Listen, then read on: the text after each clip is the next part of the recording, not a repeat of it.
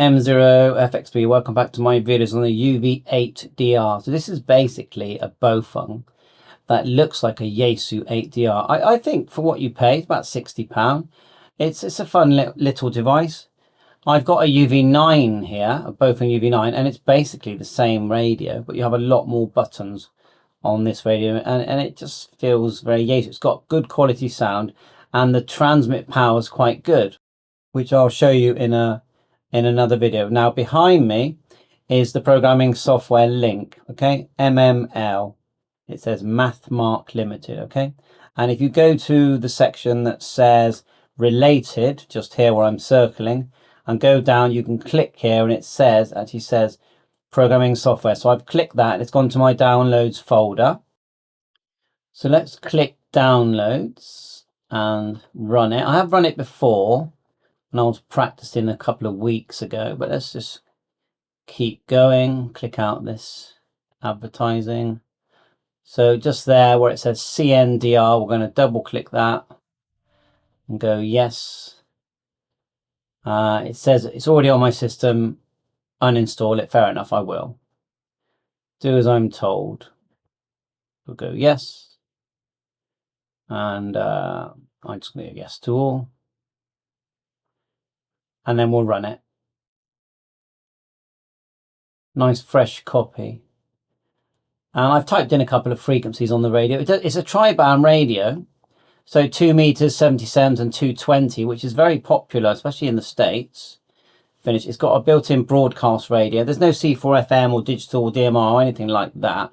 And you can actually get a much better radio for very nearly the same money, which is this Bofeng here, which is DMR, for about £75, and has GPS as well, and DMR. But anyway, you know me, always testing radio. So I've pinned it to my taskbar just here. I'm going to double click it, and there it is. I think it's quite nice looking software. Let's move it so you can see it all. Minimize that. My radio is connected via a Bofeng cable, a normal Bofeng cable. So let's minimize me. To get your COM number, you go to your Windows Square and you right click and go select Device Manager, and then you go to COM, scroll down to see ports, and it says 8 there. See that? USB serial COM 8 we've got there. So that's fine, we know the COM number. So now all we need to do is minimize this a bit more so we see it nice and clear. It goes down a bit. Right, we're going to put it, select the COM. So set up, and then go down, communication port, and it's showing 3 and 9, not 8. That's typical. Let me find it. Okay, set up COM 8. And then we're going to go read. Password? I didn't know there was a password. Anyway, it's saying it's reading. The radio says program. That seems to be good. And yeah, it's done. Complete. Port closed. So let's add a couple of my favorites. So on the channel 1, I'll put my node in, 434.550. Transmit and receive. And decode is receive CTCSS, so I always set mine to none. There it is there at the top. And encode is when you transmit, you key the mic, and I need 77 on that, and I'll keep the power middle. Actually, we'll keep it high because we're going to test the power. And then the name, so that's HubNet is what I call my node. Then we'll do GB3 Bravo Charlie, and just to note, you can't do airband. So 145.7.0. On the receive, it's on the transmit, it's 145.150, and then we need a tone on the transmit. 94.8. And let me just try a 220 megs one, because it says it does 220. I know we don't have that in the UK. Frequency out of range. And maybe there's a menu setting for that. We'll do 77 then, 430, because the box says it does 220, but doesn't mean it does. 438.5. And I'll do a separate video learning about that. So there's my GB3 FI, which is 77 on transmit, so that should be none. You can see it's got these D codes as well.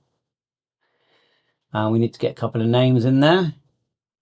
GB3 Bravo Charlie and GB3 FI. Okay.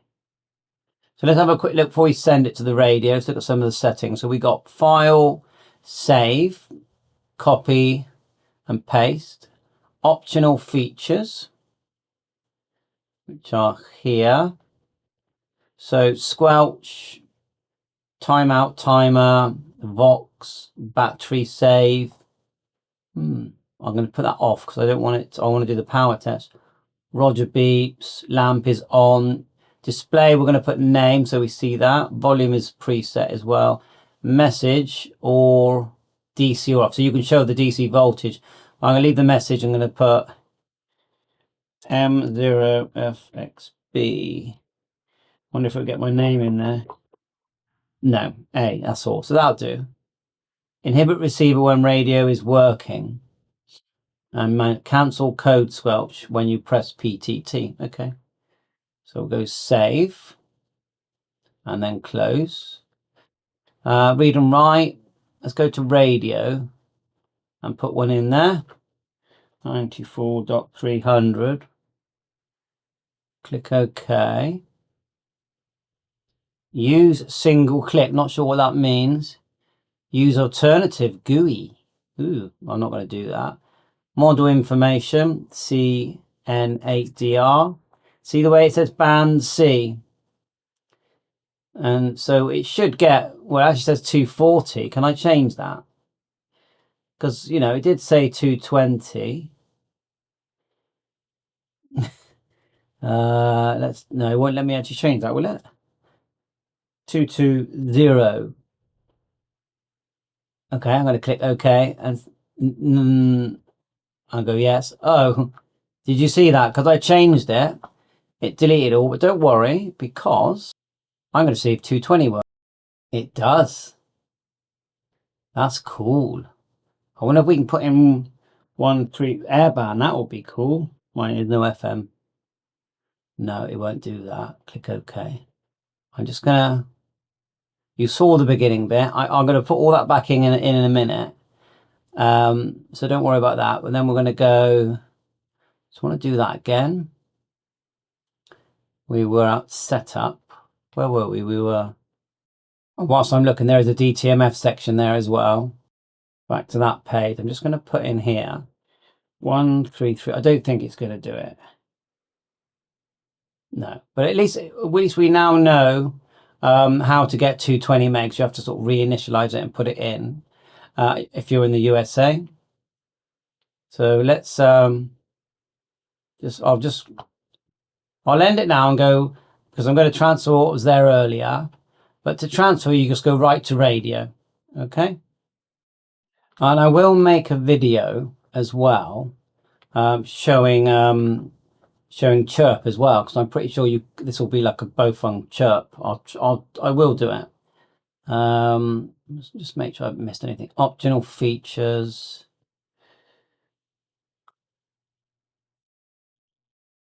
Where's it? I can't see colors. You know, like we had colors, didn't we? Name, volume. Cool. It starts really loud, the volume, by the way. Power on mode was mess. You know, I had to re-put this in, haven't I? Yeah, it's good though, because it cleaned up the radio, to be honest. Squelch time. What lamp? I want it on all the time. Display channel. That's your DT, your DTMF there. What are the choices there? Can't see the color. And what's alternative good? I don't want to push that because what's going to happen is I'm going to wipe it all again. Visible columns, buttons, help, about. Let's really, if I save it, my documents, I call it 88. No, UV-8R, I don't want to confuse myself. It's a data file save. So if I write that to the radio, and you can do that with these little buttons here, like you've got read and write. Okay, you can just click that. And there is no password. So I'm going to push that little alternative GUI because I want to know what it is. You can see that it's going in. Really, when it reboots, it should have the light on because I told it to have the light on. And it's come on with a purple light. And if I quickly hit memory,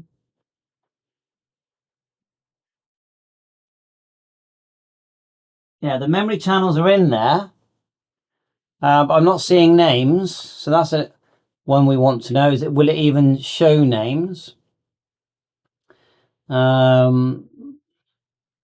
If you go to my settings, let's go back to, maybe Chirp will fix that, optional. Oh no, it says display name frequency. I'm going to go name. I thought I didn't save it. What it is, you got, when you do this little bit, you've got to go save. All right, remember that. All learning here. Lamp is on. Show the names. Volume is 5. You're not going to hear it when you're programming. English language. So yeah, I've reset all these, didn't I? Then you go save like that. It doesn't really change anything. Close. Let's try it again. Transferring. It's reading and writing very well. No problem with that. For someone, if you've got one of these, can you message me? Let me know how often you use it. Right. That's better. I saw a name. Oh, I saw a name when it booted up. Right, let's go into memory mode. Wrong button. That's better.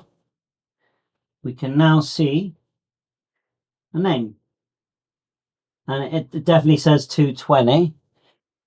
So yeah, I'm pleased about that. Because I know it's a cheap one. It's a Bofung, but I still think it's a very nice gadget to use. All the buttons, I don't know if you can see that. They're all backlit, orange. And it's just, I know I'm waffling now, but let's get it a bit bigger. Yeah, it's a really nice looking set. Let's take off. Like so. Should we try and actually talk to someone on HubNet? We get it bigger. And just put this one here in its place. This is a UV-32. You can look at that a minute while I try and, which I really recommend this device, by the way. Anyway, let's just see if we've got it. So I'm going to go up to the A band with the top little button. So I'm going to check that I'm keying it. There's 2 PTTs. Let's just get the volume up.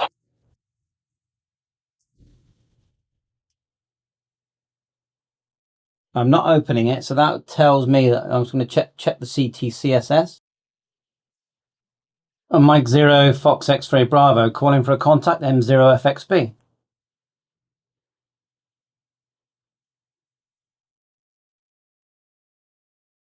Hopefully someone will come back to me. All my junk everywhere. But otherwise, we're going to take Mazzy for a walk in a minute. Let's try again. So, Mike 0 Fox X-Ray Bravo audio check M0FXB. You can see it's blipping it because you get that blip at the end.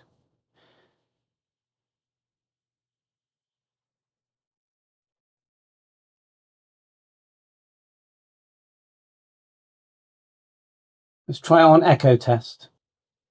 Oh well, no luck, but hey, worth a try. Bye for now, 7.